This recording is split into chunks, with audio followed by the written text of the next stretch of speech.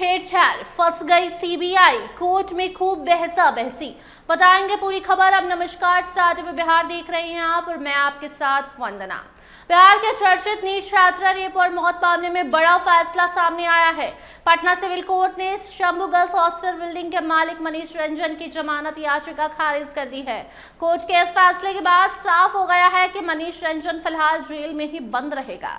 इस मामले की सुनवाई एडीजे 6 की अदालत में चल रही थी। पिछली सुनवाई के दौरान कोर्ट ने अपना फैसला सुरक्षित रख लिया था और अब अदालत ने ओपन कोर्ट में फैसला सुनाते हुए मनीष रंजन की बेल याचिका को खारिज कर दिया है। हालांकि अभी तक जजमेंट की लिखित कॉपी उपलब्ध नहीं कराई गई है। पीड़ित परिवार की ओर से पैरवी कर रहे वकील एसके पांडे ने बताया कि कोर्ट ने ओपन कोर्ट में बेल खारिज करने की घोषणा कर दी है, लेकिन अभी जजमेंट की कॉपी हाथ में नहीं आई है। कॉपी मिलने के बाद ही फैसले के विस्तृत आधार के बारे में जानकारी दी जाएगी। बाकी आपको बताते चले कि बेऊर जेल में बंद मनीष रंजन की जमानत याचिका पर 2 दिनों तक लगातार सुनवाई हुई थी। 13 मार्च को स्पेशल पीपी सुरेश चंद्र प्रसाद और पीड़ित पक्ष के वकील ने अदालत को बताया था कि कोर्ट सोमवार को उस मामले में अपना फैसला सुनवाएगी। इसके पहले गुरुवार को मनीष रंजन को सुनवाई के लिए जेल कोर्ट लाया गया था। उस दिन करीब 4 घंटे तक बहस चली थी। इसमें करीब 2 घंटे तक जज के चैम्बर में भी सुनवाई हुई थी।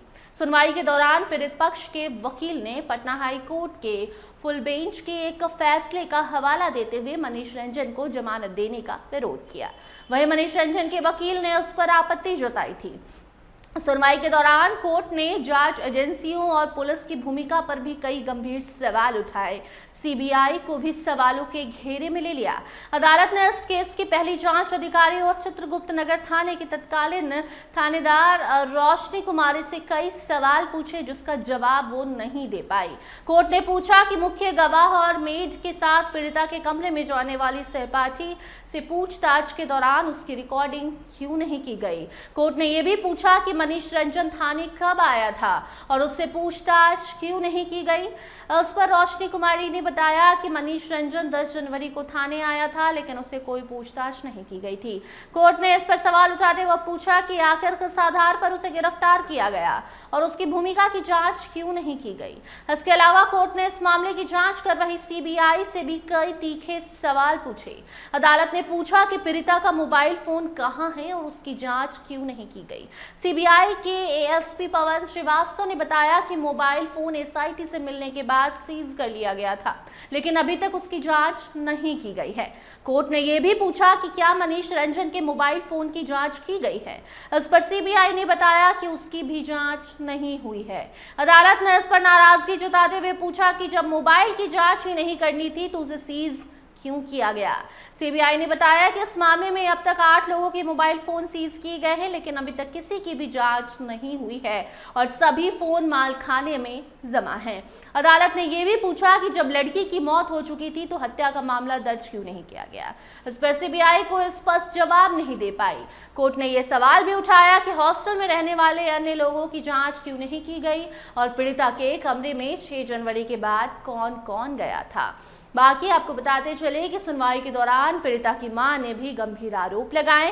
कोर्ट के बाहर मीडिया से बात करते हुए उन्होंने कहा भी था कि इस मामले में पुलिस और सीबीआई लीपापोती कर रही है।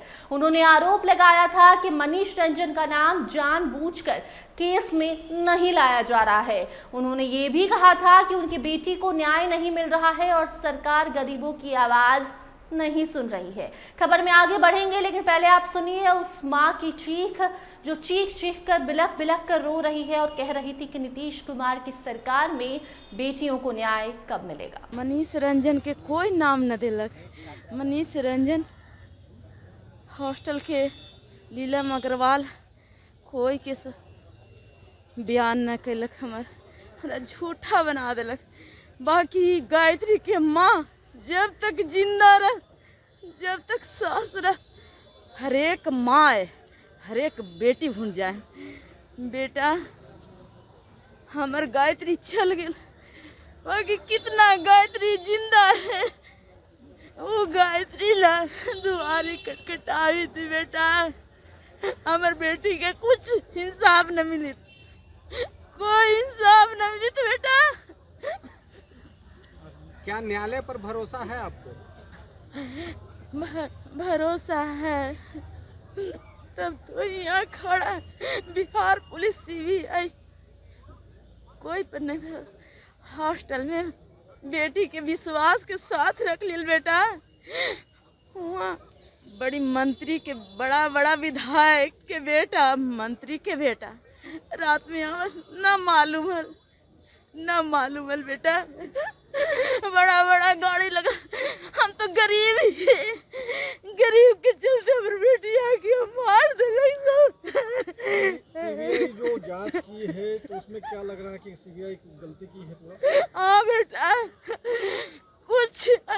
कुछ नाम और बयान लिख लो, सब झूठा बना दिलक। ये माँ के झूठा बना दिलक बेटा।